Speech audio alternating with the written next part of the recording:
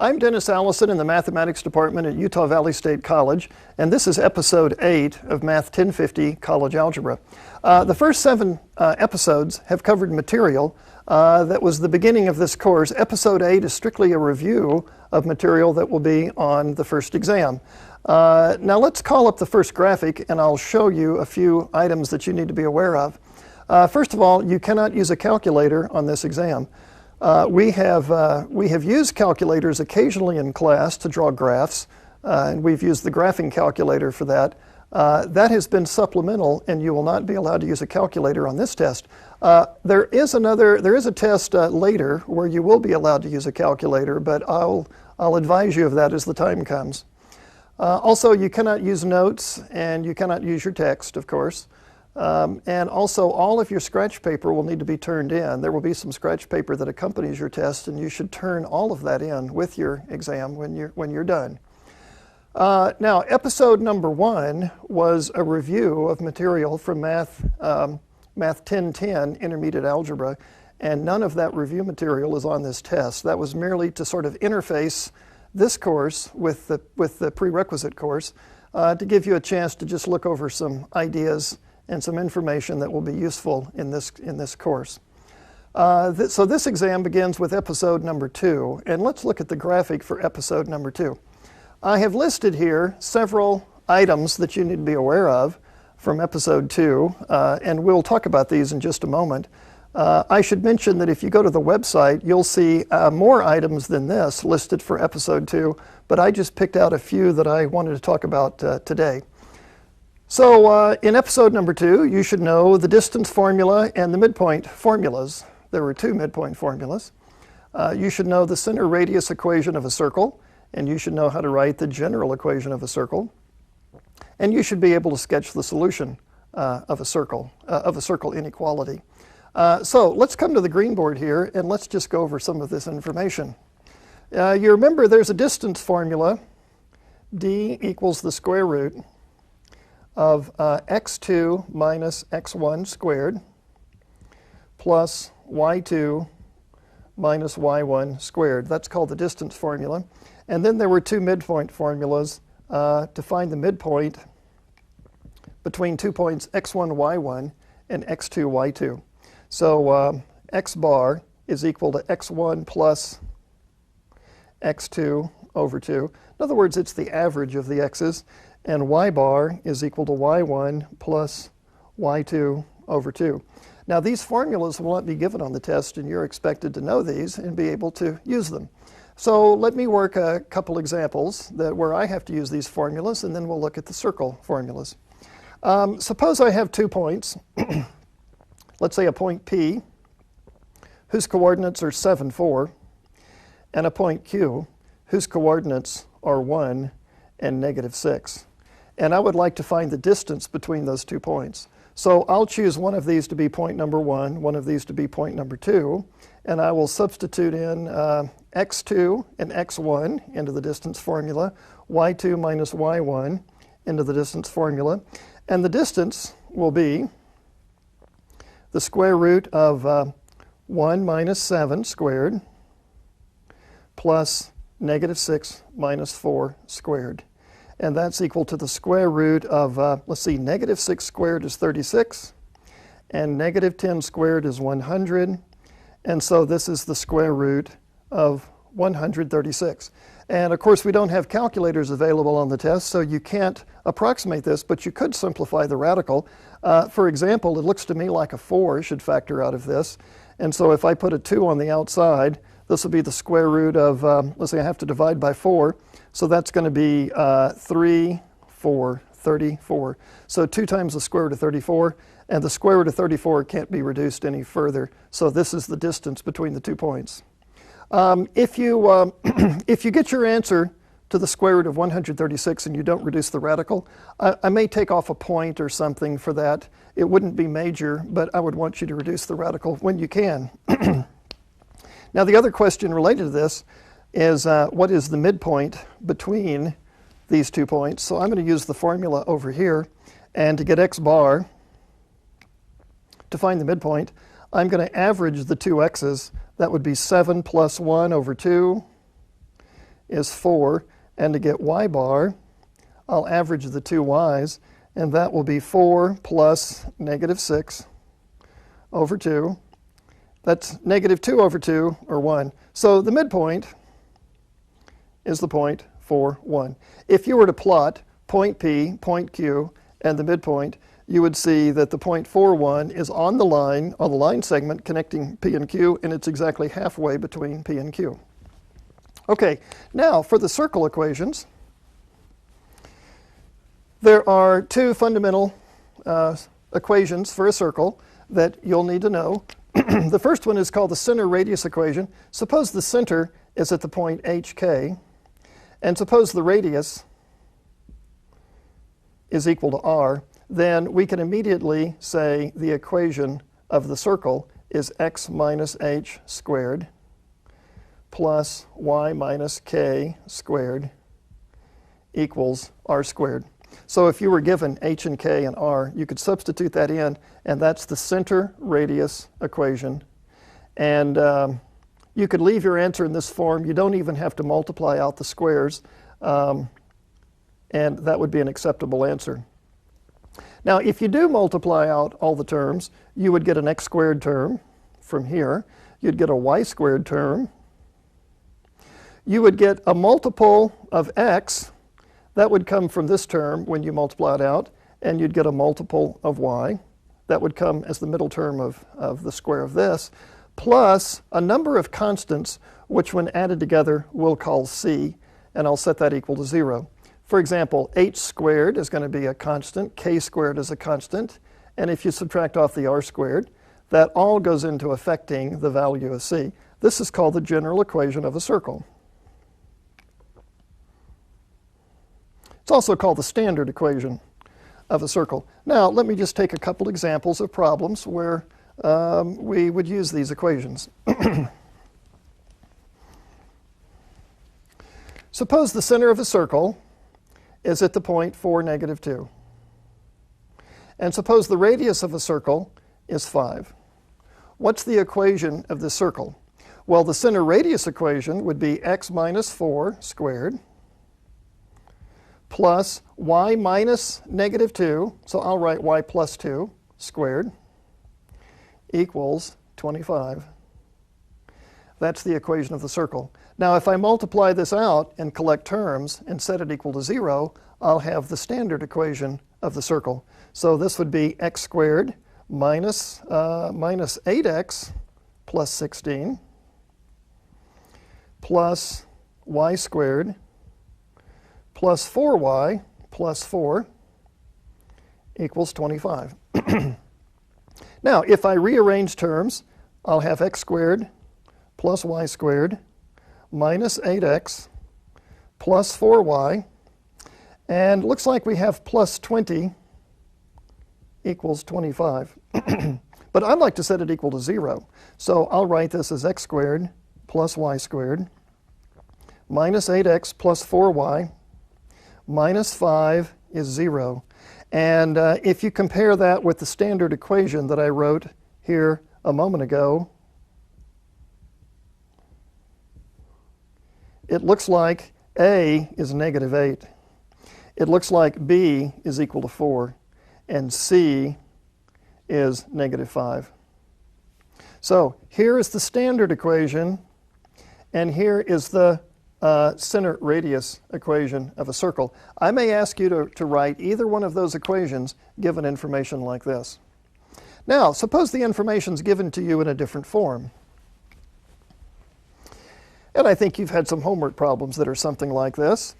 Suppose I told you, I'm thinking, I would like to know the equation of a circle that has a diameter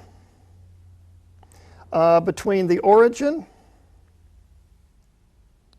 and the point 4, 6.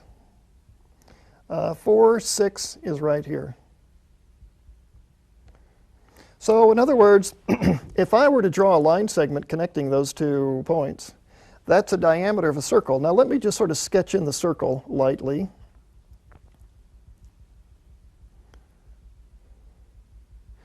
So the question is, what's the equation of that circle? Well, let's see, what do I need to know in order to find the equation? I need to know what is its center and what is its radius. Now, its center would be the midpoint of the diameter. And we have a formula for calculating the midpoint. You remember x bar is x1 plus x2 over 2. Well, let's see, x1 plus x2, that's 4 plus 0 over 2 is 2. And y bar is y1 plus y2 over 2. And that would be 6 plus 0 over 2 is 3. So the center is at the point 2, 3. Now, what is the radius? Well, to find the radius, I need to use the distance formula. I need to find the distance from the center out to the point 4, 6. Or if you prefer, find the distance from the center to the point 0, 0.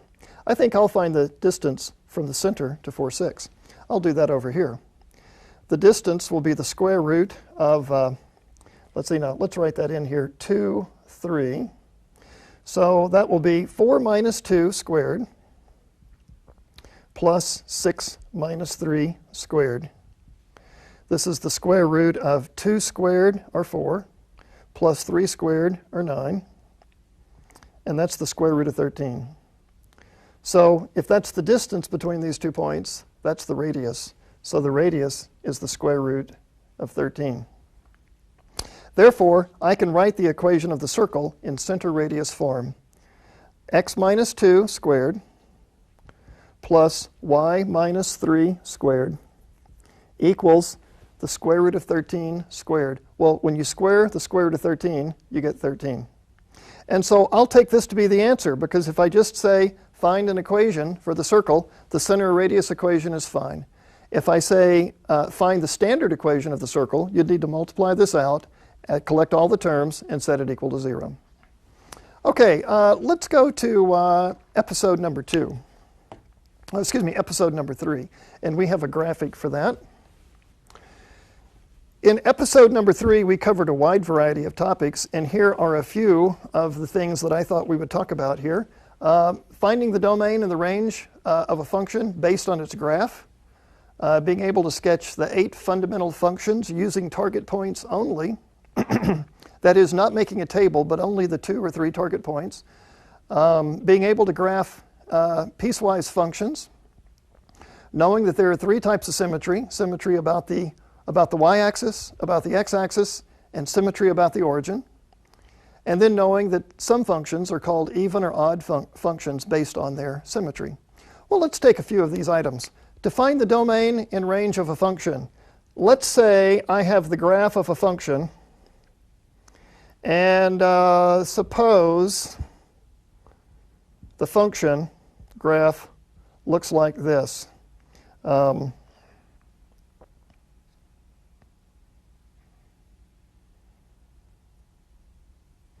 going to call this function f. Now, it begins at -2 and it ends at +2. And it goes up as high as 2. Looks like 3 is even higher. And it goes down maybe to -1. So the question I might ask you is, what is the domain of this function? Now, we indicated in class that if you take the graph of a function and if you press it onto the x-axis, you would cover the interval from -2 to 2. Those are the x's that are used. And so the domain would be the closed interval from -2 to 2, because that's what's covered along the x-axis. How could I find the range from this graph? What I would do would be to compress the graph onto the y-axis, and it looks like it would cover the interval from -1 to 2. So this would be the closed interval from -1 to 2. So I would have to know where that highest point is, or at least be able to approximate it from the graph, and where this lowest point is, or at least be able to approximate it from the graph. So we can find the domain and the range of a function by looking at its graph. Okay, now there were 8 fundamental functions that you should know, and there are target points for each one. Now, just to turn the tables and make this seem a little different than the way we explained it in class, I'm going to draw the graph of the function, and I want you to be thinking about what function is this. So the first function I might draw looks like this. There are target points at the origin, at 1, 1, and at negative 1, 1, and the graph looks like this. And I think I'll call this function capital F, and this is the x-axis, and this is the y-axis. Now, we've seen that function in class. What function is it? I think it's the absolute value function. So on the exam, I may draw the graph of one of our 8 standard functions, 8 fundamental functions, and ask you to name what function it is. Or I may give you the function and ask you to sketch the graph. Now, if you sketch the graph, I want you to graph it using the 3 target points in this case, and not making a table. For example, I don't want to see you graphing the point 2, 2, 3, 3, 4, 4. That's a rather primitive way to graph it, and we're trying to speed this up by knowing the target points and knowing the general shape and being able to graph it quickly. Let's take another example. What function is this?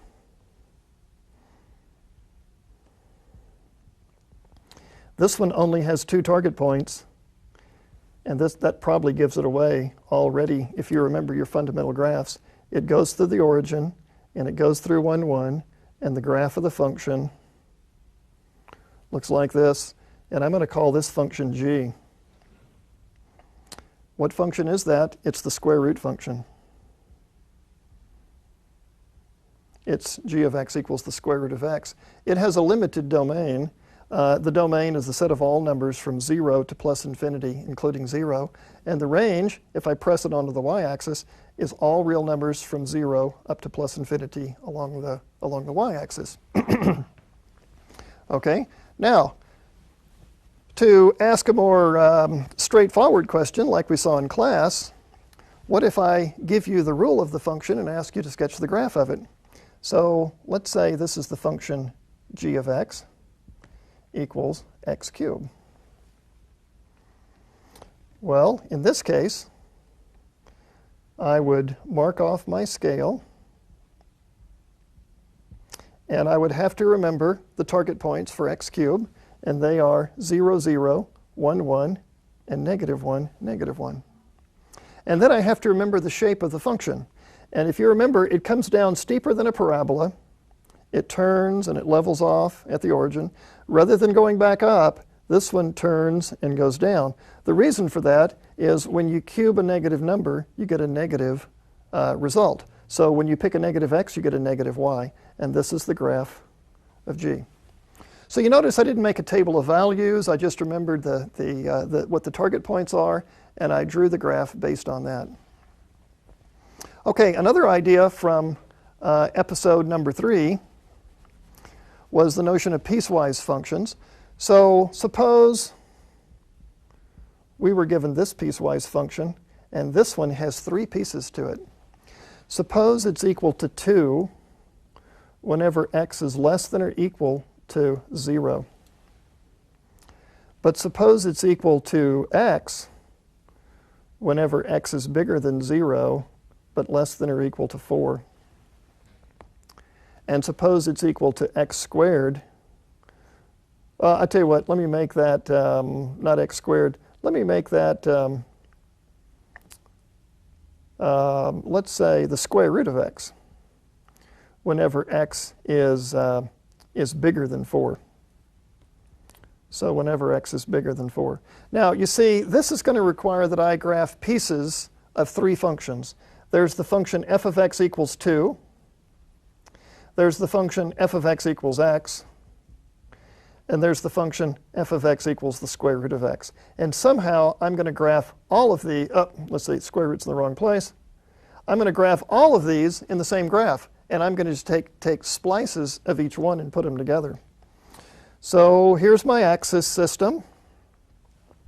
There is a portion of the graph that I draw when x is less than 0. There's a portion of the graph that I draw between 0 and 4. And then there's a portion of the graph that I draw for x is bigger than 4. Now, for x is less than or equal to 0, I want to draw the constant function f of x equals 2. That's a horizontal graph that would go right through 2, and it would keep on going, except this says I only draw it for x's less than or equal to 0. So I put a solid dot there to indicate I'm including that last point. Between 0 and 4, I want to graph the function f of x equals x. Now that's a 45-degree line through the origin. I have to put an open circle here, because you notice this is only for x is bigger than 0, and I draw a 45-degree line up to the point 4, 4, and I'll put a solid dot there. And then, after 4, I graph the square root function. Now, if you remember the square root function, we just drew this a moment ago, curls, turns out, and goes out this way. And I believe at 4, that function would have value 2, 4, 2. I'm going to put an open circle there, and imagine that you see the square root function here, and here's where it appears at that point. That's the square root function continuing, but I don't see anything in this portion because my rule said the square root function is turned on when x is bigger than 4. So if you put this all together, this is the graph of f. It's called a piecewise function.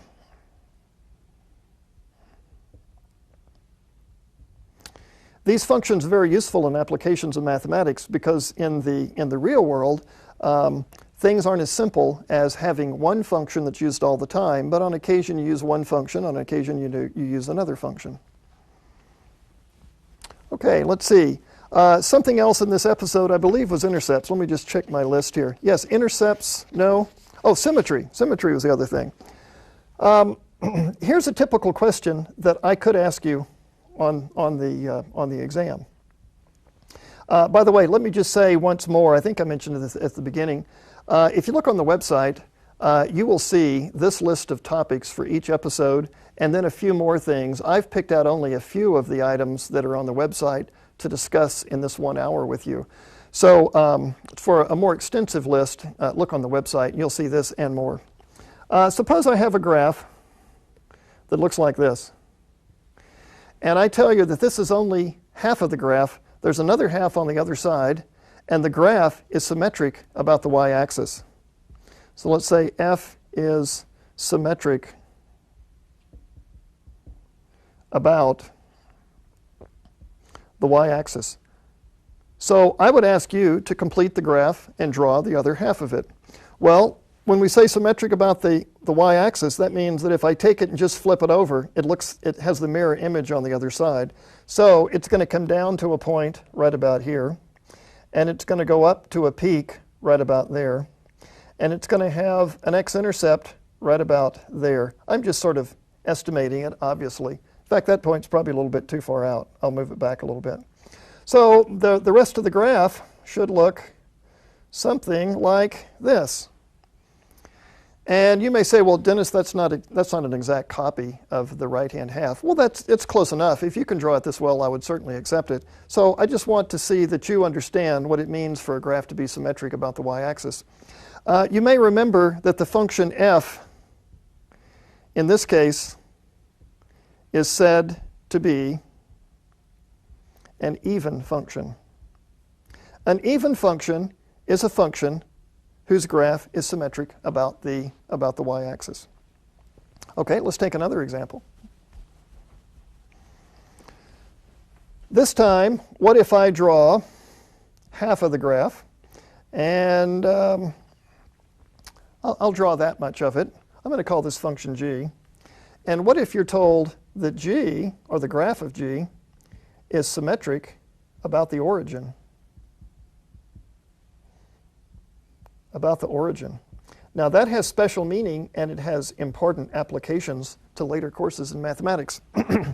So what I do is I take this graph and I flip it over the y-axis, and then I flip it over the x-axis. So what's going to happen is this function is going to turn, and let's see, it's going to turn and it's going to go up and it's going to go down, sort of like that. Now, if you have a little trouble drawing that, I would say plot the lowest point here, go through the origin, and there should be another point just like it on the other side, so put a dot there.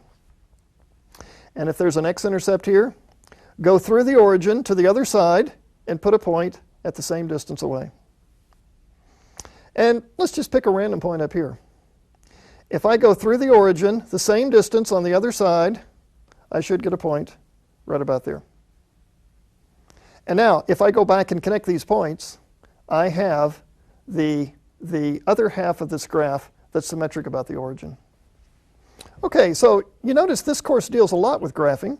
I wouldn't say that every episode is going to have as much graphing in it as we've seen so far, but that's one of the basic features of college algebra, is that it discusses graphs to a great extent. Just back to this function one more time, we might say that g is said to be a blank function. And I'm wondering if you can think, those of you at home, if you can think of what kind of a function this is. The answer is it's an odd function. An odd function is a function whose graph is symmetric about the origin. Okay. Now, what if I give you the rule of a function and I ask you whether it is symmetric about the x or the y-axis, or neither one? Let's take this function. F of x equals 3x squared plus the absolute value of x. Now, frankly, I have no idea what the graph of that looks like. But I can tell if it's an even or odd function, or neither one, if I run a simple test.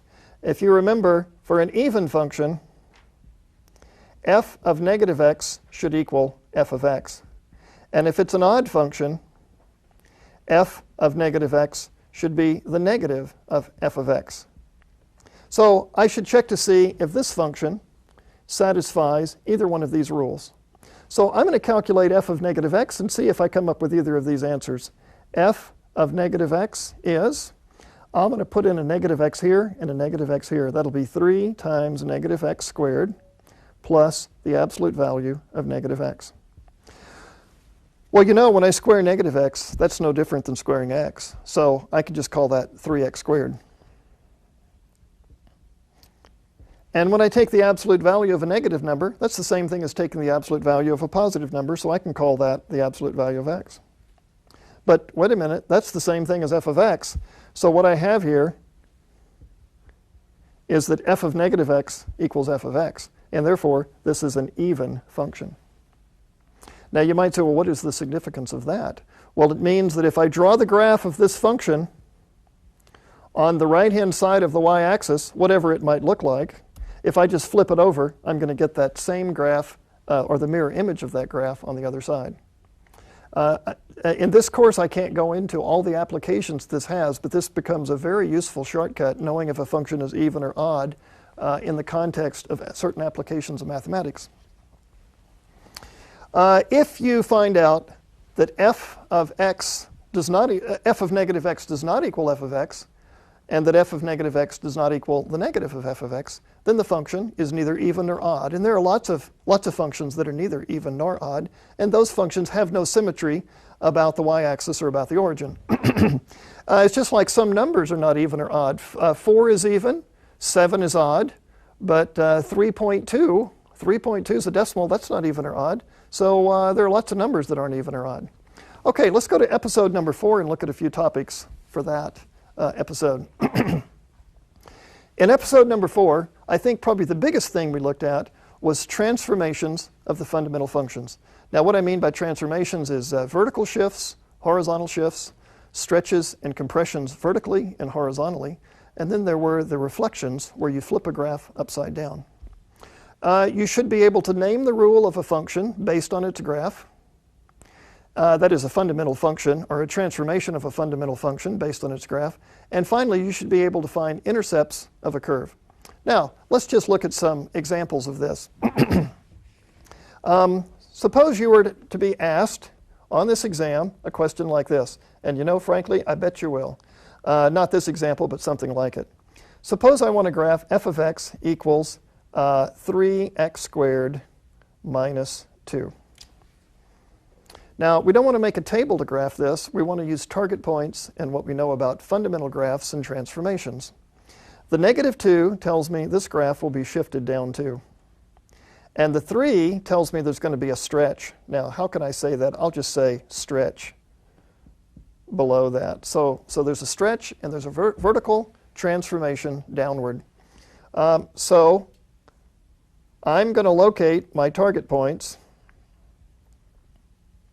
for the fundamental function. And of course, a good question is, what is the fundamental function? Well, the fundamental function, let me kind of put it in a cloud like I'm trying to think of the fundamental function. The fundamental function before all these changes were made, before I shifted it down and before I stretched it, it was just x squared. And that has a graph that's a parabola. And it has 3 target points, 0, 0, 1, 1, and negative 1, 1. Now I'm going to shift that down 2 units, 1, 2. And then from this, what we've been calling the new origin, I'm going to stretch the graph vertically. So if I go over 1 and up 3, 1, 2, 3, I get a point right there. And then if I go to the left 1, I go up 3, 1, 2, 3, I get a point right here. So now I'm going to draw this parabola, but it's a taller parabola is the way we described it. It may look thinner, but actually it's taller because we've stretched it. And this is the graph of f. It looks thinner than a typical parabola or the fundamental parabola over here would have looked, but that's just because we've stretched it 3 units.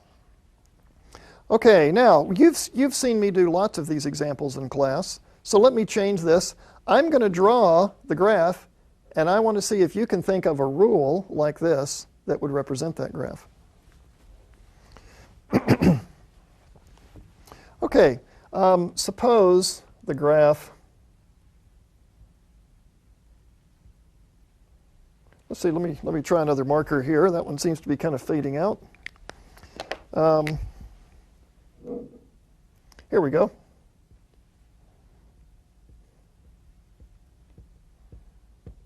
Okay, the question is, what function am I graphing here? What familiar fundamental function or transformation of it am I graphing? This function looks like this. I'm going to plot a point here. I'm going to plot a point here and plot a point here. And this function comes down like this. It levels off there and it turns and it goes down here. Suddenly it got really wide there at the bottom. And for let's say this is the x-axis, y-axis, and let's say I call this function h. So my rule is going to say h of x equals something. Okay, well first of all, we have to decide what's the fundamental graph that we're looking at before it was transformed. Well, you know, it looks to me like it's the cubic function. If you remember, the cubic function had 3 target points, and the cubic function looks like this.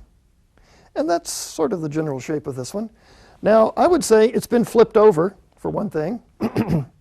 It's been moved to the right 1 unit. And has it been stretched? I don't think so. When I went over 1, I just went down 1. And when I went back 1, I went up 1. It's been flipped over, but it hasn't been stretched. So now, how do I write that in the form of a rule for a function? Well, if I move it to the right 1, that means I need to put x minus 1. I need to subtract 1 directly from the x. And it's the cubing function, so I'll put a cube on it. And it's been flipped over, so I'll put a minus in front of this. And that's all you have to write. Negative the quantity x minus 1 cubed. Let's do another one like that.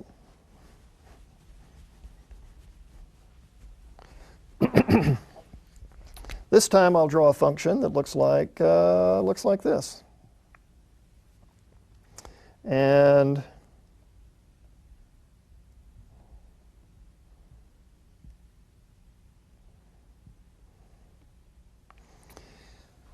this function has a point right here, and it goes down through the origin, and it goes down through, this is 2 right here, and this is 3 up here. That point is 3. And I'm going to call this function little f. Oh, by the way, let's say we call this the t-axis, and this the y-axis. So that means I'm looking for a function that I'll call f of t. F of t. Well, I think you would probably agree. This looks like the graph of an absolute value function, but it's been flipped over, just like that cubic function just before this was flipped over.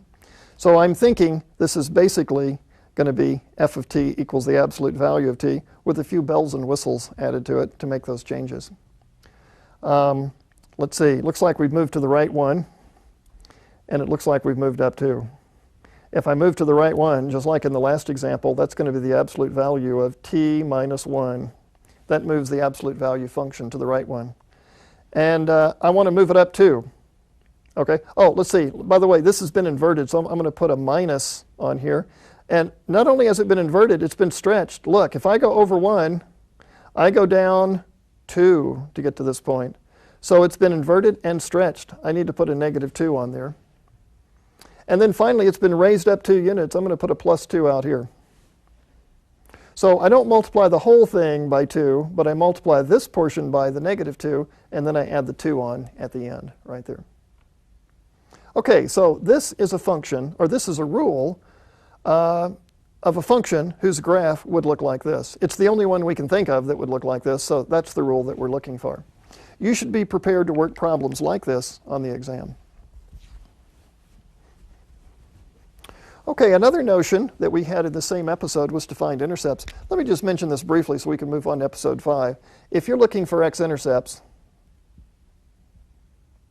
the way you do that, the way you find x-intercepts is you let y equal 0. If you're looking for y-intercepts, then you let x equal 0. And what I mean by this, if you're looking for x-intercepts, you let y be 0, and you get an equation and you solve for x, and any solutions becomes an x-intercept. If you're looking for y-intercepts, you let x be 0, and any solutions become a y-intercept. Okay, let's go to episode number 5 and look at a few items for episode number 5. In this episode, we talked about how functions are used as models of real-life applications. This is one of the fundamental ideas about all of mathematics, and why you take college algebra, for example, in college, is because many other majors use material in college algebra, in particular, functions used as models. Then you should be able to interpret the graph of a function when it's used as a model, and you should know that there are 3 types of variation. There's direct variation, inverse variation, and then there are compound or combinations of those compound variations. Okay, functions used as models. Let's take an example. Suppose I had a roll of fencing, and I were going to make a garden out of it, but a little different than the garden that you saw me make in episode number 5. This time, I want to make a rectangular garden, and I want to divide it down the middle in 2 places, so that I divide it up into 3 pins like this. And let's say that I have 300 feet of fencing. Well, with 300 feet of fencing, I'm looking for a function that would tell me what is the area of this garden as a function of x. And you might say, well, what does x represent? Well, let's say x represents the length of this side over here. So if that's what x is, and if this is a rectangle, and if I've divided it in the middle with some of this fencing into two more sections, so I get a total of 3 sections altogether, then I would like to find a function that represents the area of that pin. I'm going to call the function a because it represents area. So generally, you name a function with a letter that reminds you what it's supposed to stand for. Well, I'm thinking this would have to be x, this is x, and this is x. So how much fencing is left over for these 2 sides? Well, I guess there would be 300 minus 4x left over, and I have to divide that in half and put half above and half below. So I have to divide that in half, and that gives me 150 minus 2x. So I put 150 minus 2x here, and I put 150 minus 2x here. Now, if you were to add up x and x and x and x, and 150 minus 2x and 150 minus 2x, if you add those all up, you'll get exactly 300, because that represents all the fencing that I had to begin with. Now, what is the area of this garden? Well, if I look at the big rectangle, it should be length times width. The length is 150 minus 2x, and the width is x, and that's the total area inside the rectangle. So I would say the area is 150x minus 2x squared. And that would be measured in square feet. You don't have to multiply this out. If you want to leave your area function as this product, that's fine with me. Or you could multiply it out like this. And by the way, you don't have to even put the square feet on the end. I just did it because it seemed to be appropriate to put units on the area function. But this is a function that models that, the area of that pin. For example, what if I told you that x here was going to be, let's say, 10 feet. 10 feet, 10 feet, 10 feet, 10 feet. What's the area of the entire garden? If I just plug in 10 into this, I'll have an answer. Plugging in 10 here, I get 1,500. Plugging in 10 here, I get minus 200. So I get 1,300 square feet. So that would be the area of the pin if this is chosen to be 10. Okay, along a different line, you may remember that we talked about a projectile problem in which we throw an object off the roof of a building and we find out how high the object goes and what time it hits the ground and so forth. That application used a formula that I would give you on the exam if I should ask you about this. This is a formula that was first discovered by Galileo around 1600. And the formula is minus 16t squared plus v sub 0 t plus h sub 0. Let me just draw a little illustration of this problem. Suppose we're standing on top of a building and the building is h sub 0 feet tall. This is given in feet. And we throw an object straight up into the air and it comes back down the side of the building, and eventually it's going to hit the ground. And let's say that initially we gave it a speed, the initial speed, well actually velocity, the initial velocity that we gave it was v sub 0. The difference between speed and velocity is speed can't be negative, velocity can be negative. And if v naught were a negative number, what that would mean is we actually throw the object straight down rather than straight up. So v naught could actually be negative in this problem. So h sub 0, or h naught, is the height of the building. V sub 0, or v naught, is the initial velocity. And the minus 16 is always minus 16 on the Earth. This has to do with the acceleration of gravity. This number would not change unless you went to outer space. If you went to another planet where the acceleration of gravity were different, this number would change. But for us, it's just going to be a constant. And this formula calculates the height of the object in feet. Okay, so if I were to ask you a problem like the example that we worked in class, about a projectile being thrown off a building, I would give you this formula. So that's not one that you have to create. Now, graphs of functions that represent real-life situations. Let's take an example here, similar to some we did in class. In class, we talked about the height of the grass as if you mow the lawn every Wednesday. And you remember the height of the grass was sort of sloping upward. It would drop back down, slope upward, drop back down. Another problem we had was the traveling salesman as he travels away from home, and then he eventually returns to home at the end of the day. And you can read the graph to see roughly how far away from home he is at any given time. Let's take another problem. Suppose this time we have an oven. Let's say this is an oven here. And here's the oven door, and I'm going to put a baked potato in the oven. So this is the baked potato. And so we leave the baked potato in the oven for quite a long time. It gets really hot. And we bring it out into the room, and we allow it to begin to cool. I want to draw a graph that represents the temperature of the baked potato over time once I bring it out into the room. So the graph would look like this. This is T measured in hours. Time measured in hours. And this is capital T for temperature measured in degrees Fahrenheit. And I'm not going to draw a negative t-axis because this problem begins at the moment that I take the potato out of the oven, and I take it out of the oven at the moment t equals 0. So that's when the problem begins. And I'm not going to draw a negative t-axis because that would have it going, gee, well below freezing. I don't think that's going to happen to the potato. It's going to be very hot and it's going to cool. Now, how do you think it would cool off? What would the graph look like?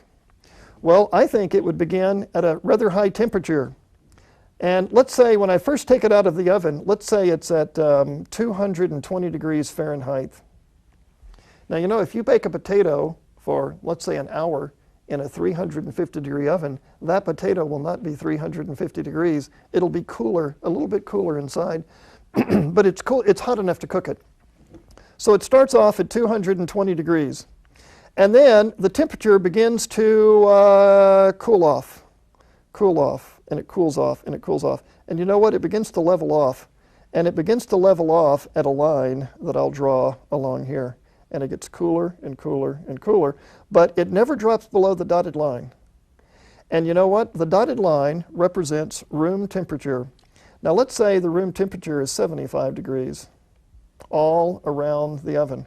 So this is 75 right here, and the potato approaches 75 degrees, but it never, theoretically, it never quite gets to 75 degrees. So here is a graph that represents a real-life problem, and as I read this graph, I can see what's happening to the potato. But I drew the graph based on some assumptions that I sort of know about the potato ahead of time. Okay. Let's see, let's go to episode 6 and look at some things we want to review in episode 6 for this exam. You should know that there are two ways to find the vertex of a quadratic function. I didn't have room to put quadratic function on there. We'll talk about this in just a moment. You should be able to solve applications of quadratic functions. You should know about the algebra of functions. How do you add, subtract, multiply, and divide functions? And finally, you should know how to compute the composition of two functions. Okay, let's consider those topics quickly here as the time remains. Suppose I have a quadratic function like this. F of x equals 3x squared plus 12x minus 11. And this is what we refer to as a quadratic function because the expression on the right-hand side is a quadratic. You're familiar with quadratic equations, so this is a quadratic function. And let me just ask you a question to be thinking about at home. What does the graph of a quadratic function look like? Well, it looks like a parabola. And this particular one is a parabola that opens up, and I can tell that because there's a positive on the square term. Now, where is the vertex of this parabola? Well, there are two ways to find the vertex. One of them is to complete the square. The other one is to use a formula. If I complete the square, I would do it this way. And if you want to use this method on the test, it's perfectly fine with me. I will not specify whether you should use the formula or complete the square. So I'm going to factor out the 3 and put the minus 11 outside. So I factor the 3 out of the x squared, and I factor the 3 out of the 12x. And then I complete the square. Now, what number should I add on here to make that a trinomial square? The rule is, once this coefficient is a 1, I take half this number and square it. Half of 4 is 2. 2 squared is 4, so I have to add on a 4. Now, you might say, is that legal to just add a 4 in the middle of a problem? Well, it is if you balance it. You see, I've actually put in 3 4s, 3 times 4. So I've really added on 12. So over here, I have to subtract 12 to balance it. So this says f of x equals 3 times x plus 2 squared minus 23. Wow. Now this tells me that basically I started off with the quadratic function, f of x equals x squared. I shifted it 2 to the left and down 23. Well, if you go 2 to the left and down 23, that means the vertex is at negative 2 minus 23. That's where the vertex is for this function. But you know, there's another way to do this, and you're perfectly welcome to use the alternative method on a test. And let me just write it over here. I'm going to rewrite my function, f of x equals 3x squared plus 12x minus 11. There's a formula that will calculate the vertex. The x-coordinate of the vertex is found by taking negative b over 2a. I've used this several times in the episodes that we've watched. And that would be negative 12 over, let's see, 2 times a is 6. And so x is negative 2. Hey, look over here. X is negative 2. That's exactly right.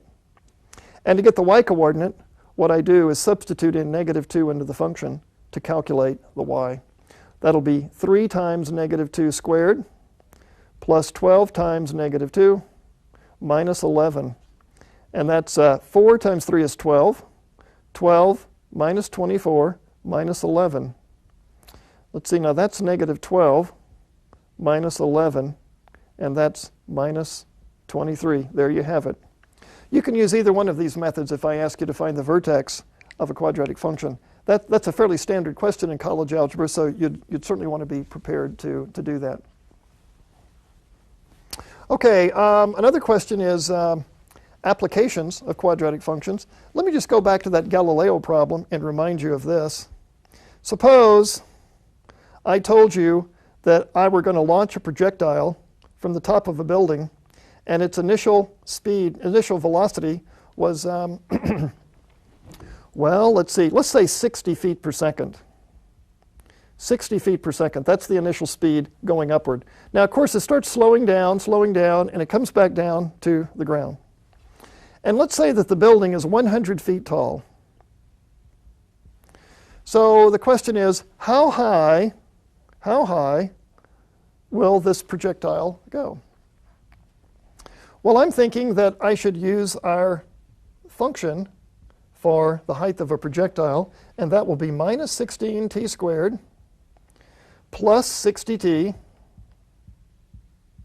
plus 100. I'm just substituting v naught and h naught into this problem. Now, to find out how high it goes, I want to find the vertex. And I'm going to find it as quickly as I can. So I'm going to use the formula that t equals negative b over 2a. And that's going to be negative 60 over negative 32. Negative 32 because I'm doubling negative 16. Now, let's see. I can divide top and bottom by negative 4, and I get 15 over 8. 15 over 8.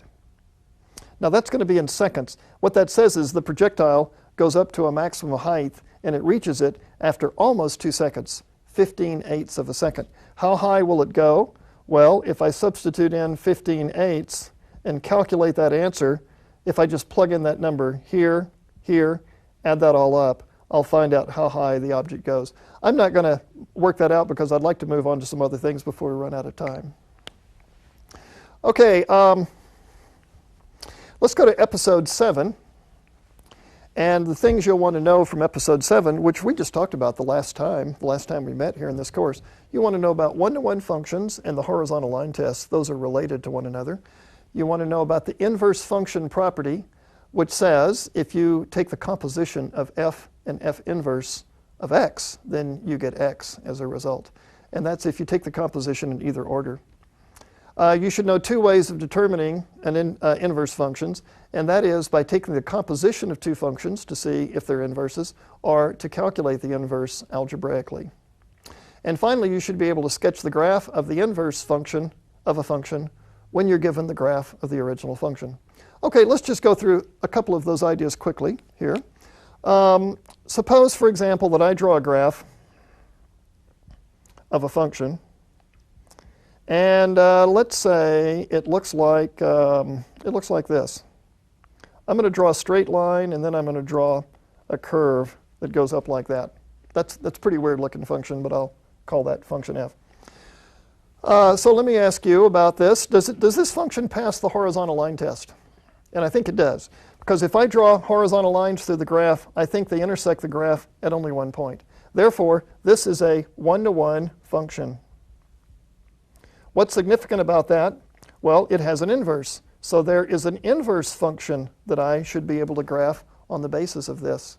And the way I find the inverse function is I draw a 45-degree line in here, and I just imagine flipping this graph across the 45-degree line. So I would get a point right about here.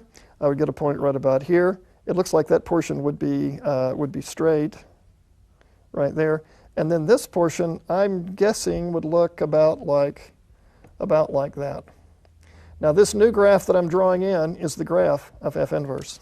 This is just one of many things you need to know about inverse functions and one-to-one functions.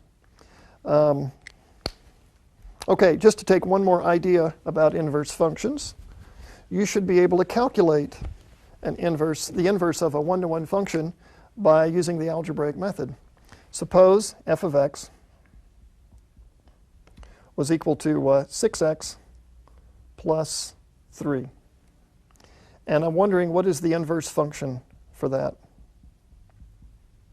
What's the inverse function? Now, there is an inverse function because if I graph f of x equals 6x plus 3, this is a diagonal line and it passes the horizontal line test, so it has an inverse. Now, what is the inverse? I'm going to replace f of x with y. I'm going to solve for x. I'll have to divide by 6 here, so I divide by 6. And then, if I turn it around, x is equal to y minus 3 over 6. Now, if I interchange the x and the y is equal to x minus 3 over 6. And therefore, f inverse of x is x minus 3 over 6. Now, this was a rather brief example of using the algebraic method to find an inverse function. Okay, let me just go over a few items that I think you need to pay particular attention to as you study for this test. This is not a multiple choice exam, but you will need to show your work to solve these problems. So there'll be some space provided after each problem for you to fill in the details. You don't want to just give an answer when there's obviously some work to be done. So you should show that work on your test. And then, it's for your benefit, you get partial credit for any work that you do that's correct. Whereas if you just give an answer, you see that your answer might be wrong, and I couldn't give you any partial credit for that. You should know that you can't use a calculator, that you can't use notes, and of course you can't use your textbook. So you want to know that as you go into the test. And so I wish you the best of luck on this exam, and I hope you do well, and I'll see you next time for episode number 9.